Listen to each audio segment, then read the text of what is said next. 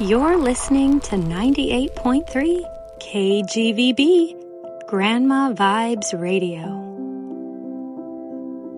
Welcome to Grandma Vibes, where we take a moment in the chaos of every day to slow down and rediscover the beauty of a simple, meaningful life, like Grandma used to do. Whether you're enjoying your morning coffee, taking an afternoon tea break, or winding down before bed, I'm so glad you're here. I'm your host and fellow grandma in spirit, KG. Sit down, get cozy by the fire with me, and stay a while. On today's episode of Grandma Vibes, we are diving into a recently surfaced phenomenon. Why Grandma was happier than you are. Because she simply slowed down more. Proven by science. I've made some very interesting observations and discoveries that may answer this perplexing question at the top of our minds these days. Is slow and steady truly the pace to win the race of life? Actually, it might be that opting out of the race altogether is the answer that we're all seeking. Have you noticed that somewhere in the last few decades, we manage life instead of live it? We post online instead of experiencing things in real time. We track everything on a dozen different apps. We multitask, usually to our detriment. We hustle constantly because we think we have to, always on the lookout for the next bigger, better something. We are in a perpetual state of hurry, it seems. We answer emails while eating lunch from plastic to-go containers at our desks or standing over a countertop. We scroll social media from the minute we wake up in the morning to the end of the day, disconnected, overstimulated, and mentally fatigued. We feel guilty for resting or taking a needed day off here and there. We spend weekends doing errands and household chores to make up for a week of working too many hours to get ahead, instead of spending time enriching our lives, cultivating hobbies, or strengthening our relationships with people that we love. We measure our worth with how we perform, whether it's how much money we make, or how many likes our posts get, or followers that we have online. The great irony is, never in the history of the world has there been easier access to information, better technology, more streamlined processes designed to make life easier. We are wealthier and better educated than generations prior and can get anything we want in less than a day delivered to our doorstep by simply pressing Add to Cart. And yet, we're more exhausted, more disconnected, lonelier, and reportedly more dissatisfied than ever. Conversely, our grandmothers lived in a completely different rhythm compared to our modern one. Theirs was like a symphony, it seems, each instrument doing its unique part in harmony, not fighting for the spotlight or missing a beat. Something just worked back then. Grandma obviously worked incredibly hard. Nothing for her was automatic or optimized. She had far fewer options than we do today. She had to learn how to be patient and content with the hand that she was dealt. Yet, Grandma rarely seemed hurried or even tired. Grandma was up with the sun and worked tirelessly until dark and still managed to have time to sit on the porch every evening with a smile on her face and an ease in her step. I think Grandma understood something we've long forgotten. Grandma lived a full, rich life of meaning, A simple life where her time was spent cherishing moments and people she loved and doing things she enjoyed. A life of purpose that energized her instead of drained her. A life that was lived and relished in the present moment, not posted about for views. A life with all its complexities, peaks, and valleys was savored. I think Grandma was onto something, and I want to find out just what that was. Welcome to Grandma Vibes. I'm KG, and it's lovely to meet you. This channel is not about pretending life was perfect half a century ago, or waxing philosophic about the good old days. It's not about living in the past and idealizing it, but rather, it's about looking into what used to work, taking that wisdom, and seeing how it can improve our modern lives. In Grandma Vibes, we intentionally focus on recovering timeless habits that helped ordinary women like you and me, or the fellas, live calmer, richer, and more meaningful lives. It's about learning from older generations how to improve our quality of life and sense of well-being. Things that Grandma just seemed to know intuitively and live daily without even thinking about it too hard, but have long since been forgotten. And if you're like me, then you can agree. We're ready to remember. In each episode, I want to explore a timeless habit or way of life that Grandma used to do. From analog hobbies like playing cards after dinner every night, to making things daily from scratch. Or steady-state physical activity, like doing chores manually every day or taking a morning walk, which science has recently proven is the best way to manage a healthy body weight even into later adulthood. No expensive gym membership required. I could go on, and of course, I will. Diving deep into the how and why things that once were are no longer, and the impact it's had on daily life of the modern woman and man and the modern family.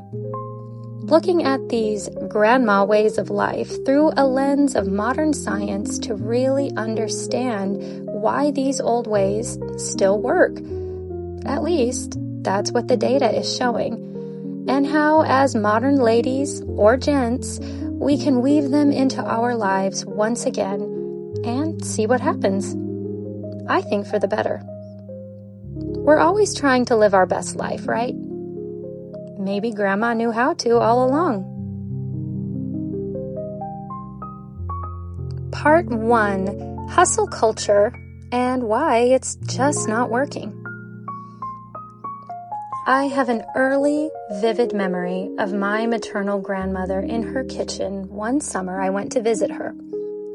It was June 1996, and my world consisted of the Spice Girls, gel pens, ballet class, and planning what I was going to beg my mom for from the Limited 2 when we went back to school shopping that year. My grandma lived near the beach, in a sunny and quiet neighborhood where the air smelled like magnolia trees and salt water. I was perched on a bar stool in the late afternoon, barefoot, sunburned, with my elbows cradled on her tiled kitchen countertop.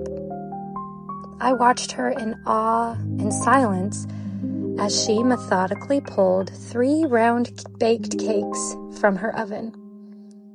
The scent of butter and vanilla wafted behind her as she moved about the room.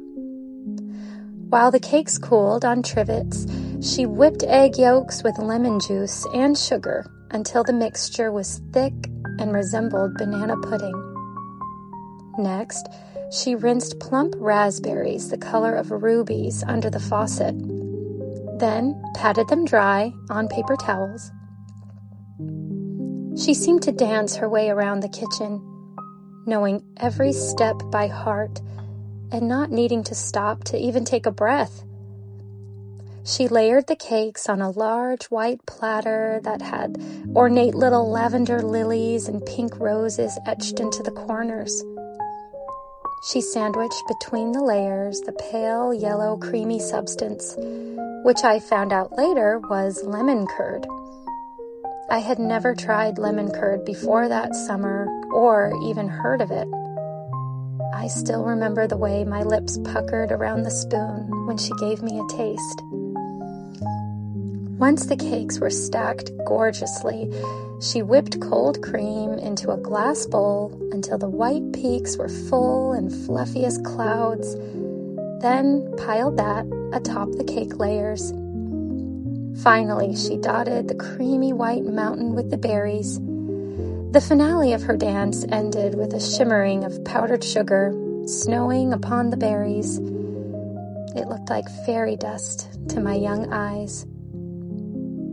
Throughout the whole scene, Grandma wasn't rushed. She wasn't stressed. She certainly wasn't sweating. She wasn't trying to complete several dishes at once. She wasn't listening to a podcast or had the TV playing in the background. She was present with me in the moment, enjoying the process of baking with her granddaughter watching, enjoying the making of a memory as much as I was, with her full attention on the moment itself, instead of scattered among the many things or divided elsewhere. She looked so happy, at peace, and content. She had created something beautiful, and the way she did it made her glow from within. I remember thinking, I wonder if I will be like that when I grow up. Will I know those steps too? Will I be able to create that kind of beauty just because? It seemed second nature to her. Grandma then put the breathtaking confection on the kitchen table and signaled for me to follow her into the sunroom to play a round of Mexican train before dinner, which was roasting away in the oven and smelled incredible. The feeling of simple bliss in her home was palpable. It felt easy, like recalling a happy memory and feeling the warmth it created in my chest.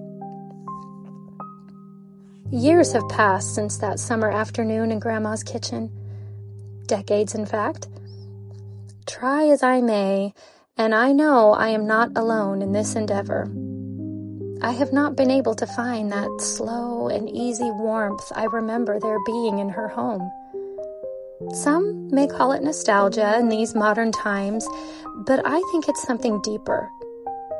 The way she lived was something I never took much notice of until being in adulthood myself and seeing such a stark difference between my lifestyle and hers. Maybe she was onto something all those years ago. Flash forward a few decades, and here we are in this modern world where worth is measured on how we perform life instead of how we live it. If you're like me, you may feel the absence of ease, the burden of expectation each day, our own or someone else's. I can't imagine Grandma ended her days with a sense of feeling inadequate, but I know that feeling is widespread among my cohorts today. We always seem to believe we're not doing enough. Maybe the problem isn't that we're not doing enough. Maybe we're simply doing too much, spread too thin, so we can't master anything the way that Grandma was able to. The interesting thing is, science has confirmed as much.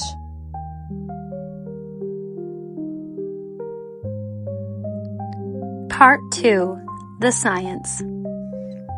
Modern psychology has quietly been discovering what grandmothers seem to know intuitively for decades. Grandma was never in a hurry. And now study after study is showing that slow and steady really is the best way to successfully accomplish a task. By taking things one step at a time, instead of trying to optimize every hour of our day, doing as many items on our to-do list as possible, we are able to be more successful in not only getting things done, but getting them done with accuracy. It seems counterintuitive, but let's dive in. Research number 1.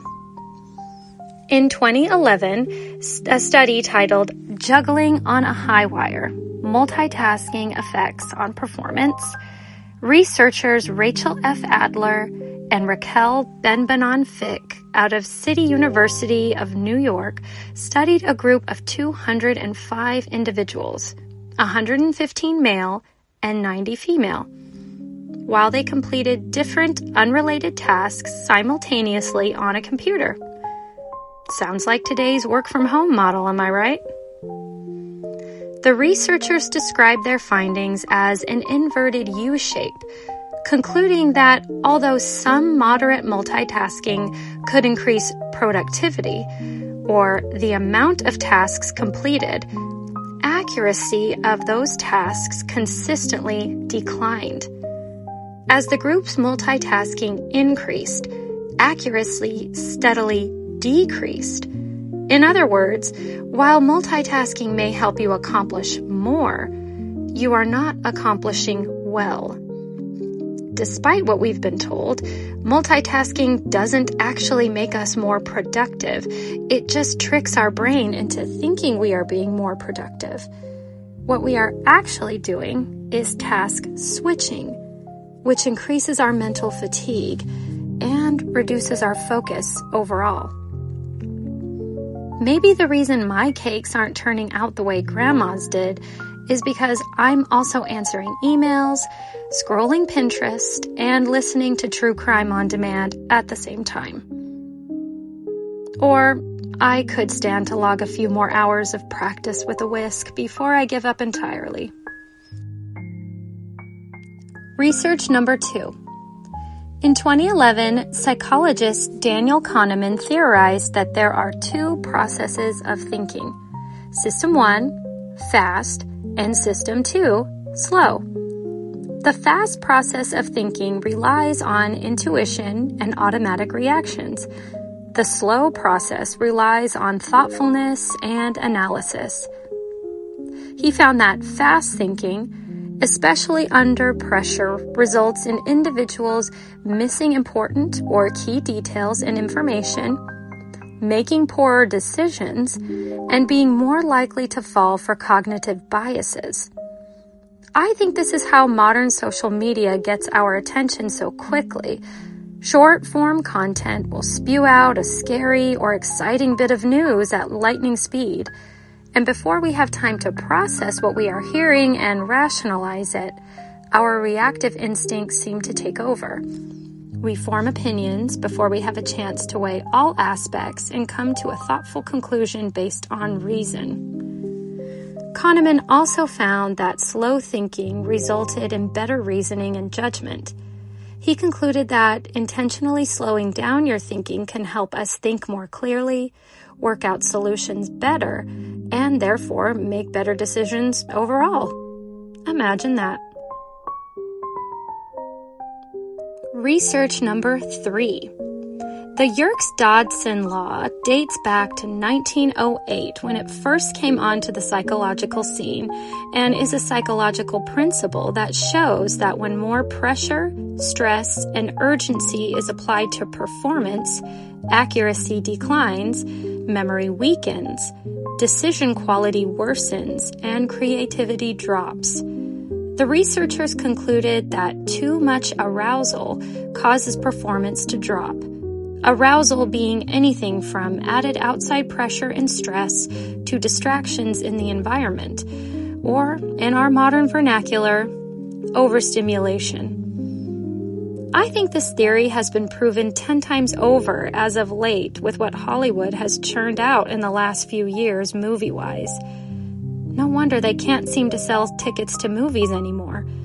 More things going on at once isn't necessarily better. it's usually a whole lot worse. Research number 4.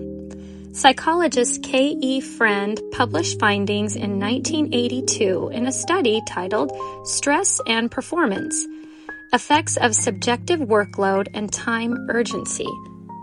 This is a fascinating study because Friend made a surprising discovery. Participants performed worse when they felt their workload was higher and the pressure to perform was higher. Not necessarily that the workload and time pressure was higher in reality, meaning just the feeling of a higher workload and a feeling of being rushed caused the participants to perform worse overall. Perceived stress was the main finding of this study and how powerful it was in the moment. The brain truly is an incredible thing, for better or for worse. I find it fascinating that the majority of these studies can be classified as modern, in that they happened within a generation, thus confirming my theory that we really are more stressed out and more in a hurry than ever before. Part 3. A modest proposal. Literally, I propose modesty. And I'm no Jonathan Swift, so hear me out. Our grandmothers had hard lives, much harder than our own in many ways. However, we carry different burdens. The constant access to news and information has made us all a little too aware. I'm so aware of everything all the time, I miss not knowing things. From a 24/7 news cycle to people's personal lives on full display in a Facebook post when perhaps they would be better suited for the pages of a journal meant for their eyes only. The influx of information is unrelenting. I suddenly am forced to have opinions on things that have nothing to do with me and aren't my business in the first place. Additionally, the plagues of our modern prosperity have caused what modern researchers call decision fatigue. I can't seem to open a platform online without having a talking head in my face telling me the next new thing I must buy, and that I also need to have it in every color available. Or when I need something and go to buy it, the options are seemingly infinite, and I have no clue which one I should get. A few years ago, a much-anticipated mega super grocery store opened up in my hometown. It was the buzz of the neighborhood for weeks. This was peak adulthood. A grocery store that had everything. And I mean everything. On the day I finally braved the crowds and took myself out to shop for our weekly haul, I was almost embarrassed at what happened. It was, without exaggeration, the biggest, most abundantly stocked store I had ever been inside of. I didn't know where to look first. There was just so much available for me to choose from that it was overwhelming. My head started to hurt. I grabbed a quick handful of this and an armful of that, ran to the checkout, which was a machine and not a real person, and ran out of there. I'm sure my husband was curious why I came home with a jar of peanut butter and some tortilla chips and nothing else, but he did not ask questions. Thank goodness. Conversely, in Grandma's day, her life was physically exhausting, sure, but it was also emotionally rewarding, so she was energized through the manual labor of her day. In our day, we are cognitively exhausted, and for a reward, we usually turn to validation from strangers that will like our post on the internet. It's like settling for a fast food burger in the moment when we have a glorious, homemade pot roast dinner waiting at home. It gets the job done, sure, but we're left feeling kinda yucky after and worse off than before. perhaps it's time to not only change the way we do things, but to also heal. We can't be eating those fast food burgers every night. So, I propose more modesty. That is, I propose less distractions, less fluff and pressure and stress, less of what doesn't matter, less hurry, more intentionality, less sensory stimulation, and more genuine connection. Presence, not posting. I think the only way that happens is if we slow down. So then how? How do we do less? How do we actually slow down and still make it all work the way we need it to? A few thoughts I have. Identify the time wasters in our life. We need to be ruthlessly honest with ourselves here. What is something or some things that are not serving us in any way? Something we can or even should live without because it's doing more harm than good. Is it being on social media and obsessing over likes and followers instead of enjoying life in the moment? Is it constantly comparing our yard to our neighbors and not being content with what we already have? Is it a job or a relationship that demands more of our time and energy than we have to give? Is it our own expectations or someone else's demands that we are trying desperately to meet? We need to honestly ask ourselves, why? Are we grinding in hustle culture like a hamster on a wheel, working harder with each revolution and not getting anywhere? Let's look inward and ask, why are we on this ride in the first place? What are we trying to achieve? Or is there another way? If we don't have valid answers for these questions, we may be stuck on a treadmill of doing things we believe we are supposed to be doing, but we have no idea what they're even for. And because of that, we are constantly perceiving our workload as too high, too daunting, too much, and it's making us worse off than our prior generations. Imagine if we were brave enough to cut out everything that didn't matter. Imagine that weight leaving our shoulders. I think I would bake a cake on a Tuesday afternoon for no reason to, and dance around the kitchen while doing it, just like my grandma did. After every episode of Grandma Vibes, my hope is to take what we have learned together here today and apply it. Therefore, I propose a Grandma Challenge. Participation is optional, of course, but highly encouraged. For today's challenge, we're going to slow down. That's it. For 1 week, 7 whole days, we are going to deliberately stop multitasking. We are going to sit down to eat meals. We are going to be intentional about measuring our success of the week, not in how much we got done, but in how we felt that day. We're chasing peace, remember? And our pace here is a gentle meander at best. If you feel so inspired, I encourage you to write your experiences daily in a journal and record how you feel. Write down your impressions. Slow down enough so you can really listen to your mind and get it out on paper. I think what our inner voice has to say when we turn down the volume of the outside world will surprise us in a good way.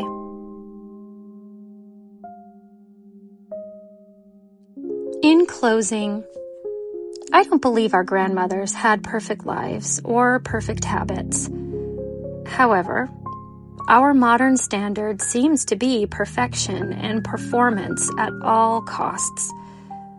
Any failure or shortcoming will be displayed on the public square for shaming, it seems.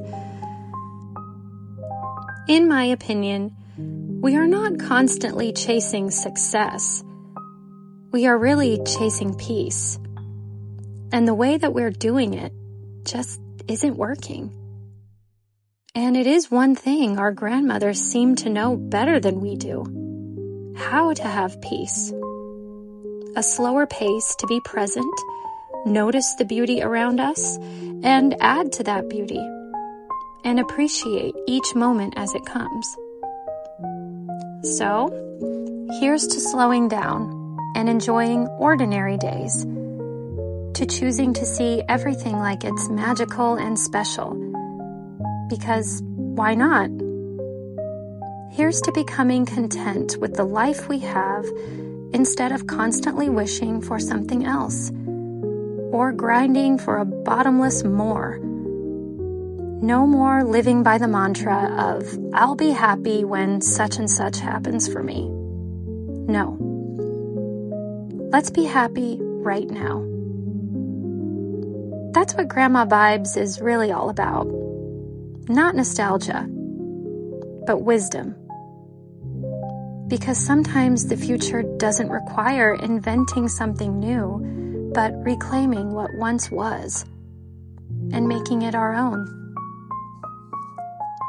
So, if today's vibe resonated with you, I'd love for you to join me next time when we sit down to a cup of tea by the fire and chat about the benefits of having analog, hands-on grandma hobbies. This will be a fun one. Bring your friends, because all are always welcome in Grandma's house. And if you feel so inclined, please share something your grandma did or does that you admire. Maybe we can all find something that speaks to us in this community of grandmas in spirit. But always remember the wisdom of Grandma when adding to the conversation. If you don't have something nice to say, consider saying nothing at all. Until next time, may we all live a bit slower, take our time to savor the moments we're in, and be present in the life we have, just like Grandma would. Very truly yours, KG.